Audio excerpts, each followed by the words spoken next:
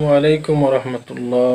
সম্মানিত প্রিয় বন্ধুগণ, রাষ্ট্রপতি চুম্পু না চাম্পু, যাই হোক, তিনি এতদিন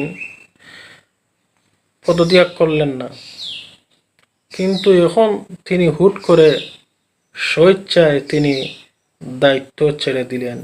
এর কারণ কি হতে পারে? আসলে এর কারণ দুটো হতে পারে।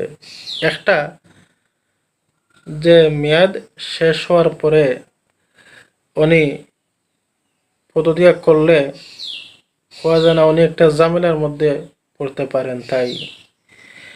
আর হয়তো এখন প্রধানমন্ত্রীর ইঙ্গিতে আগেই তিনি সরে যাচ্ছেন, এই দেশ ছেড়ে পালাতেও পারেন।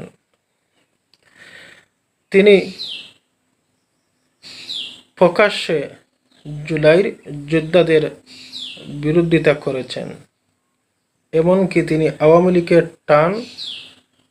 টানছেন। এক কথায়, কোনো দোষরকে, আওয়ামী লীগের কোনো দোষরকে ছাড় দেওয়া যাবে না।